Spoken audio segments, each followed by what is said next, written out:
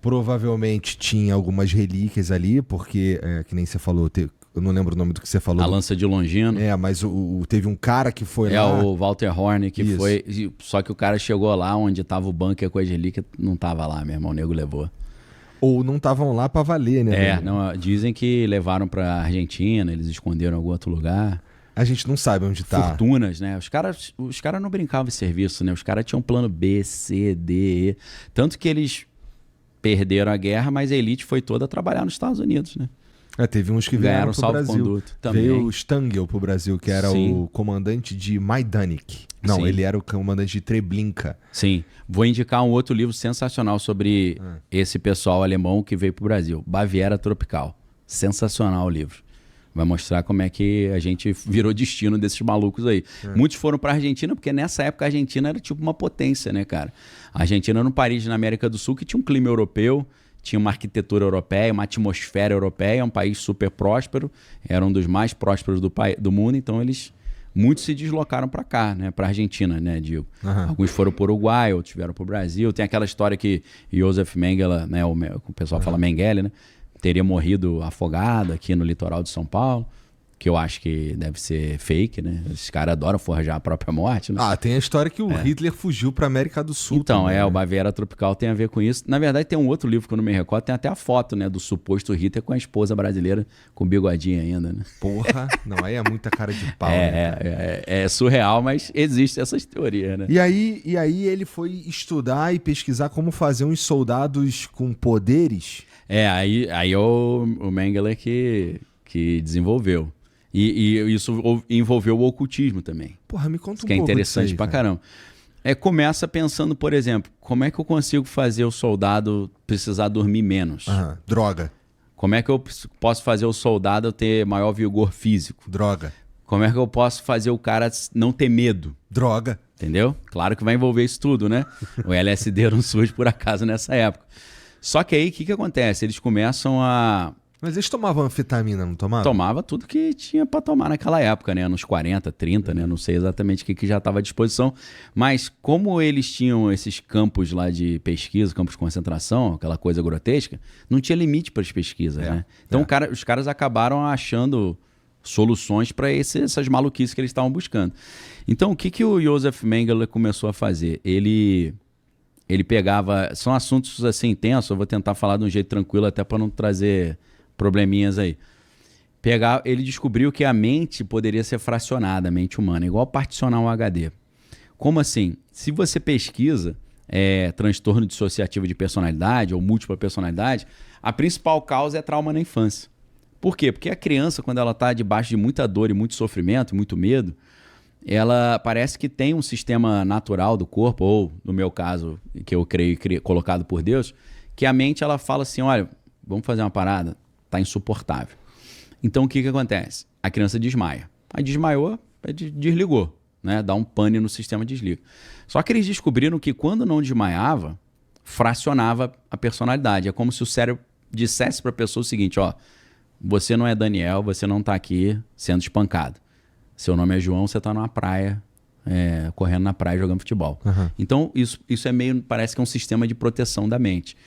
Só que o que eles faziam para a criança não desmaiar? Aí tinha uma substância. Só que eles davam essa substância para não desmaiar e davam uma outra substância, que é o LSD, para aumentar a dor. E aí eles amassavam as crianças. Aí, ou sem poder desmaiar, ou a maioria morria, alguns particionavam. Nisso, eles estavam desenvolvendo a ideia de criar o assassino perfeito, que é o assassino que não sabe que é o assassino. Imagina o assassino ser pego e você falar, quem que te mandou fazer isso? Eu não sei. Aí os caras torturam ele, faz tudo e fala, ele não sabe. Eu não sei, pô. Porque ele fez isso numa outra personalidade. Então isso é uma coisa que começa a se popularizar depois, essa técnica na Guerra da Coreia, que foi a guerra que aconteceu depois da Segunda Guerra Mundial, que eles chamam a Guerra da Manchúria, que é o Manchurian Candidate, que é o candidato manchuriano.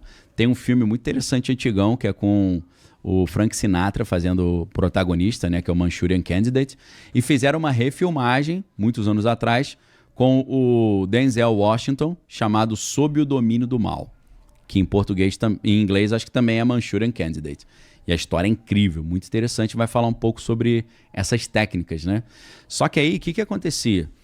Esse pessoal percebeu que se você, além de fazer essa partição da consciência do cara, você jogasse alguns espíritos pra dentro do cara pra ele ficar mais forte, o negócio ficava melhor ainda. Então, estamos falando mesmo de ritual. Ritual. Esses caras eram ocultistas, pô.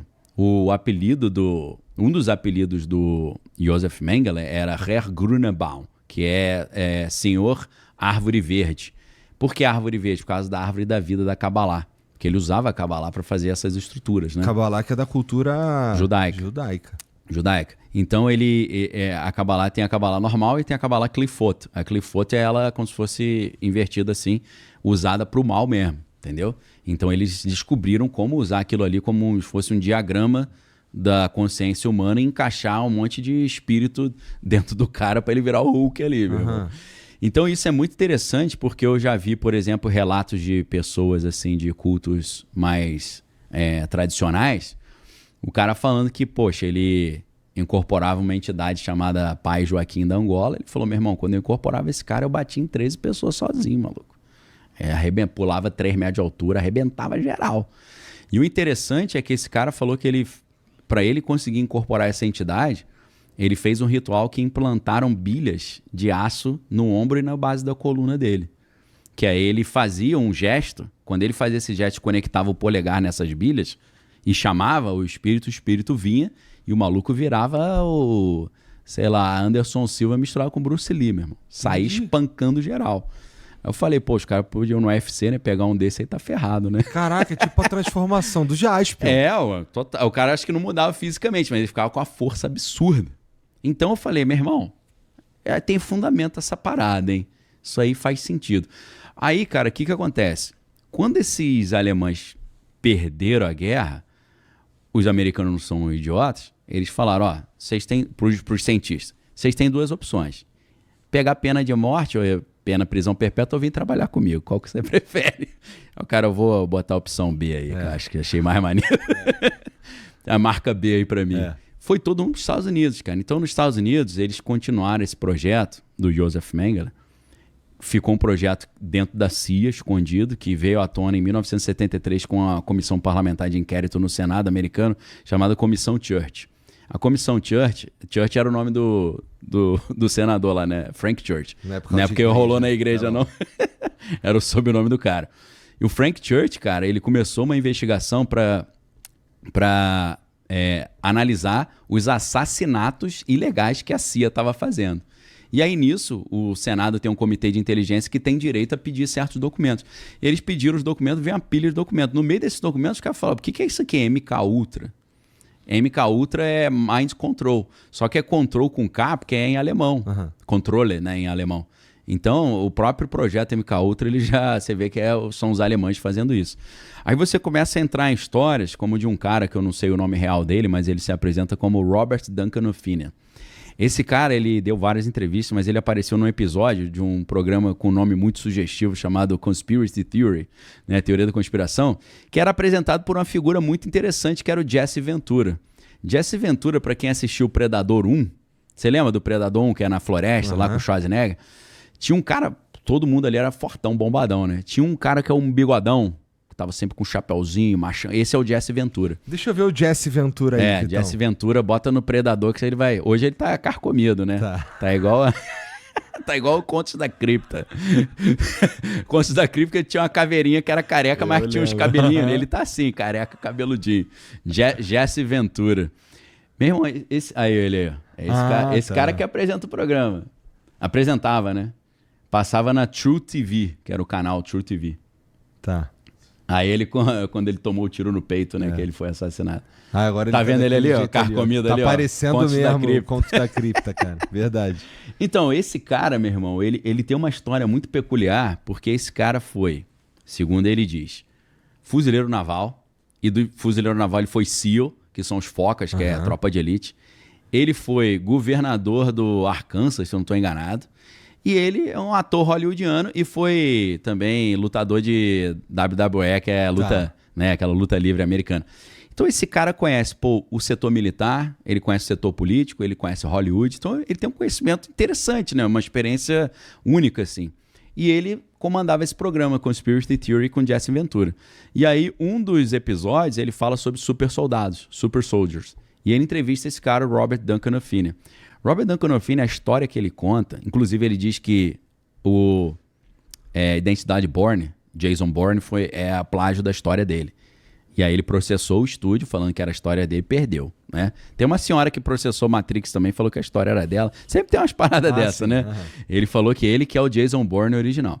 A história que ele conta, ele antes dele descobrir que ele tinha essa história, que era uma coisa secreta na mente dele, oculta por causa dessas personalidades, ele escreveu um livro chamado, muito interessante, que eu tenho também, Innocence Turned Deadly, que é a inocência transformada em algo mortífero, né? Nesse livro, ele já meio que contava uma história que ele achou que era uma ficção, mas ele estava contando a própria história sem saber, segundo essa teoria.